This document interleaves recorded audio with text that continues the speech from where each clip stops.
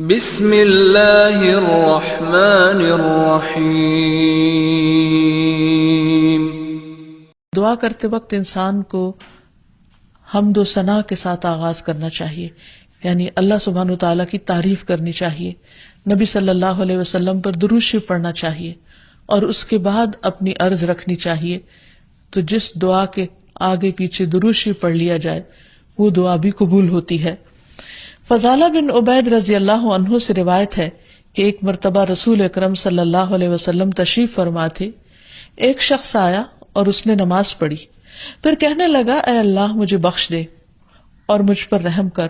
تو رسول اللہ صلی اللہ علیہ وسلم نے فرمایا اے نمازی، تو نے جلدی کی، جب نماز پڑھ چکو تو بیٹھے رہو، اللہ کی اس طرح حمد و ثنا بیان کرو جیسا کہ اس کا حق ہے، پھر مجھ پر درود بھیجو، پھر اس سے دعا کرو، یعنی یہ دعا مانگنے کا ادب اور سلیقہ ہے۔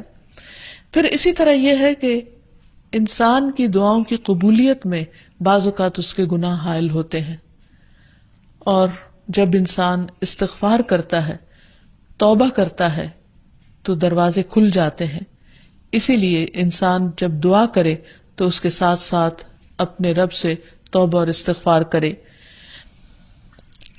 پھر اسی طرح دعا کرنے کے ادب میں سے ایک چیز یہ بھی ہے کہ انسان جب دعا کرنا شروع کرے تو سب سے پہلے اپنے لیے دعا کرے، پھر اپنے قریبی لوگوں کے لیے دعا کرے، اور پھر تمام لوگوں کے لیے دعا کرے۔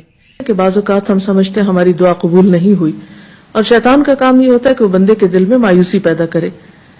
جب بھی انسان کے دل میں ایسا خیال آئے کہ اس کی دعا قبول نہیں ہوئی تو اسے ہمیشہ یاد رکھنا چاہیے کہ رسول اللہ صلی اللہ علیہ وسلم نے قبولیت دعا کے مختلف قسمیں یا طریقے بتائے ہیں۔ ایک تو یہ کہ جو کچھ انسان مانگتا ہے اس کو وہ مل جائے، یا پھر یہ کہ وہ تو نہ ملے لیکن اس کے برعکس اس کے بدلے میں اس کی کسی مصیبت یا مشکل کو اس سے دور کر دیا جائے یا آنے سے روک دیا جائے۔ تیسری صورت یہ کہ دنیا میں تو انسان کو اس دعا کے صلے میں کچھ نہ ملے، لیکن قیامت کے دن وہ تمام دعائیں اس کے اعمال نامے میں شامل کر کے اسے ان کا بہترین بدلہ یا جزا دی جائے۔ ایسی صورت میں جو تیسری صورت ہے، اگرچہ دنیا کے اعتبار سے ایک مشکل صورتحال ہے، لیکن قیامت کے دن بندہ جب اپنی دعاؤں کا صلہ دیکھے گا، اس عبادت کی جزا پائے گا وہاں پر، تو اس وقت تمنا کرے گا کہ اے کاش دنیا میں میری کوئی دعا بھی قبول نہ ہوتی۔ لیکن دعا کی قبولیت کے لیے پھر کچھ شرائط ہیں۔ ایک بات تو یہ اس میں جو سب سے پہلے کہ انسان کا رزق حلال ہو، کیونکہ حرام کھانا انسان کی دعاؤں کی قبولیت میں رکاوٹ کا سبب ہوتا ہے۔ پھر اسی طرح جب انسان اللہ سے دعا مانگے تو اس وقت بہت توجہ کے ساتھ دعا کرے، کیونکہ حدیث میں آتا ہے کہ اللہ سبحانہ وتعالی غافل دل کی دعا قبول نہیں کرتے، یعنی ایک انسان مانگ رہا ہے لیکن اس کو پتہ ہی نہیں کہ وہ کیا مانگ رہا ہے، صرف رٹے رٹائے کچھ لفظ زبان سے نکال رہا ہے یا سنی سنائی کوئی بات دہرا رہا ہے، لیکن اس کے دل سے وہ بات نہیں نکل رہی ہے، وہ مانگنا نہیں، بس کچھ الفاظ کا پڑھ دینا ہے، تو یہ طریقہ بھی درست نہیں۔ پھر اسی طرح ہم دیکھتے ہیں کہ دعا سے بڑھ کر کوئی چیز اللہ کے ہاں معزز نہیں۔ حدیث میں آتا ہے لیس شیء اکرم علی اللہ من الدعاء، کہ اللہ کے نزدیک دعا سے زیادہ عظمت والا کوئی عمل نہیں۔ ایک اور حدیث میں آتا ہے ولا يرد القضاء الا الدعاء ولا يزيد في العمر الا البر، کہ تقدیر کو دعا کے علاوہ کوئی چیز نہیں بدل سکتی، یعنی انسان کی جو تقدیر ہے، جو لکھی ہوئی ہے، اس میں تبدیلی دعا کی وجہ سے ہو سکتی ہے، کیونکہ اللہ تعالیٰ کے ہاتھ میں ہے سب کچھ۔ یمحو اللہ ما یشاء ویثبت، جو چاہتا ہے اللہ مٹا دیتا ہے اور جو چاہتا ہے ثابت کر دیتا ہے، لکھ دیتا ہے۔ تو بات یہ ہے کہ انسان کو ہمیشہ مانگتے رہنا چاہیے اور پورے جزم کے ساتھ، ارادے اور عزم کے ساتھ مانگنا چاہیے۔ کبھی یہ نہیں کہنا چاہیے کہ اگر تو چاہے تو قبول کر لے، نہیں چاہے تو نہ کرے، نہیں۔ انسان دعا مانگتے وقت پورا یقین رکھے کہ اللہ تعالیٰ اس کی دعا قبول کر سکتا ہے، اور واقعی قبول کرتا ہے، کیونکہ حدیث میں آتا ہے رسول اللہ صلی اللہ علیہ وسلم نے فرمایا ان ربکم حی کریم یستحیی من عبدہ اذا رفع یدیہ الیہ فیردہما صفرا، تمہارا رب بڑا حیا کرنے والا اور سخی ہے، جب بندہ اس کے حضور ہاتھ اٹھاتا ہے تو انہیں خالی لوٹاتے ہوئے اسے شرم آتی ہے، یعنی اللہ تعالیٰ جو مالک الملک ہے تمام خزانے اس کے ہاتھ میں ہیں. وَلِلَّهِ خَزَائِنُ السَّمَاوَاتِ وَالْأَرْضِ، آسمان و زمین کے سارے خزانوں کی کنجیاں اس کے پاس ہیں، ان کا مالک وہ ہے. لہٰذا ایسا نہیں کہ کبھی انسان کی دعا قبول نہ ہو تو اس کا سبب یہ ہو خدا نخواستہ کہ وہ دینے پہ قادر نہیں، وہ دیتا ہے اور وہ خالی ہاتھ نہیں لوٹاتا بندے کو. بس صرف فرق یہ ہے کہ قبولیت کے کئی طریقے ہو سکتے ہیں، اور خاص طور پر اگر بندہ مانگتا نہیں ہے تو یہ چیز اس کو ناپسند ہے، اس پر وہ ناراض ہوتا ہے، کیونکہ اللہ بندے سے یہ چاہتا ہے کہ بندہ اپنے رب کا شکر ادا کرتا رہے، اس سے مانگتا رہے، کیونکہ اللہ نے بندوں کو اپنی عبادت کے لیے پیدا کیا ہے. اگر بندے سب نعمتیں اس سے پا کر اس سے بے نیاز ہو جائیں تو یہ چیز اللہ تعالیٰ کو پسند نہیں. خصوصیت کے ساتھ جیسے دعا کی قبولیت کے اوقات ہیں، مثلا آذان سن کر اس کا جواب دینے کے بعد دعا قبول ہوتی ہے. تہجد کے وقت کی یعنی رات کا آخری پہر جو ہوتا ہے اس وقت دعا قبول ہوتی ہے.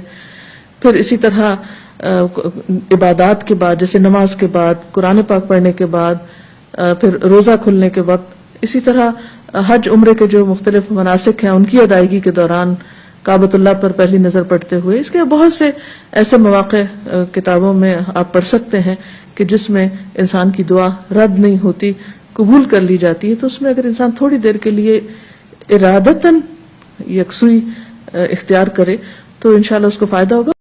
مثلا رات کے آخری حصے میں دعائیں بہت قبول ہوتی ہیں.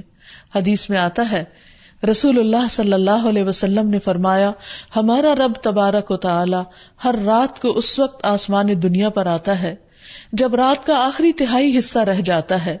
وہ کہتا ہے کوئی مجھ سے دعا کرنے والا ہے کہ میں اس کی دعا قبول کر لوں؟ کوئی مجھ سے مانگنے والا ہے کہ میں اسے عطا کر دوں؟ کوئی مجھ سے بخشش طلب کرنے والا ہے کہ میں اسے بخش دوں؟ یعنی اگر کوئی اس وقت مجھ سے دعا کرے گا تو میں ضرور اس کی دعا قبول کر لوں گا. لیکن عموماً رات کے آخری حصے میں انسان گہری نیند میں چلا جاتا ہے اور یہ قبولیت کا وقت اس سے کھو جاتا ہے.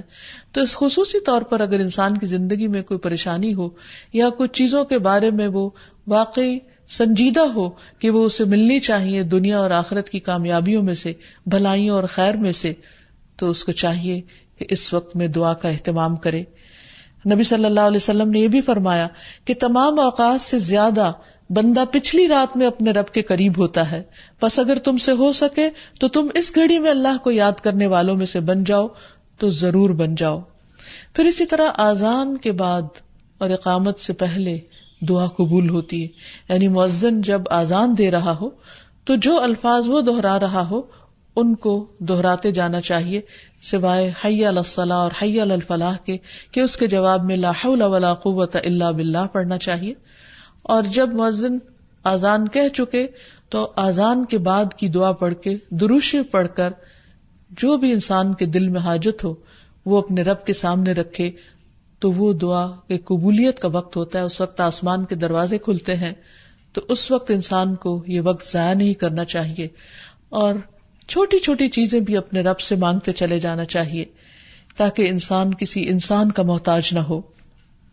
پھر اسی طرح سجدہ میں انسان اپنے رب کے بہت قریب ہوتا ہے، اس وقت دعائیں خوب سنی جاتی ہیں تو خوب انسان کو پکارنا چاہیے. فرض نماز کے بعد دعا قبول ہوتی ہے، تو فرض نماز کے بعد آیت الکرسی پڑھنا اور دعا مانگنا انسان کے فائدے میں ہے، بجائے اس کے کہ انسان فوراً مصلی سے اٹھ جائے یا ادھر ادھر کی باتیں شروع کر دے.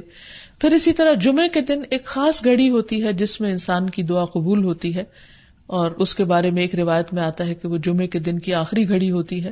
تو بہرحال جمعے کے دن خصوصی طور پر دعاؤں کے مانگنے کا اہتمام کرنا چاہیے. پھر اسی طرح ماہ رمضان میں ہر دن اور رات میں ایک گھڑی ایسی ہوتی ہے کہ جس میں دعا قبول ہوتی ہے، اس وقت بھی زیادہ سے زیادہ دعائیں مانگنی چاہیے. عرفہ کے دن اللہ سبحانہ وتعالی سب سے زیادہ لوگوں کو جہنم کی آگ سے آزاد کرتا ہے، تو اس دن وہاں کے لوگ جو حج پر گئے ہیں وہ تو دعائیں مانگتے ہی ہیں، اور جو لوگ نہیں بھی جا سکے وہ بھی اس دن کی برکت سے فائدہ اٹھاتے ہوئے خوب دعائیں کریں. پھر اسی طرح بارش ہوتے وقت بھی دعا قبول ہوتی ہے. پھر زمزم پیتے وقت دعائیں قبول ہوتی ہیں. قرآن مجید کی تلاوت کے بعد دعا قبول ہوتی ہے. تو انسان کو ان مواقع سے خوب فائدہ اٹھانا چاہیے. پھر اسی طرح مریض اور میت کے پاس جو دعائیں کی جاتی ہیں وہ بھی قبول ہوتی ہیں. تو اللہ تعالیٰ سے دعا ہے کہ وہ ہماری دعاؤں کو بھی سن لے اور ہمیں قبولیت کے اوقات سے بھرپور فائدہ اٹھانے کی توفیق دے اور ہمیں دعائیں مانگنے کے آداب سکھا دے۔ وآخر دعوانا ان الحمد للہ رب العالمین۔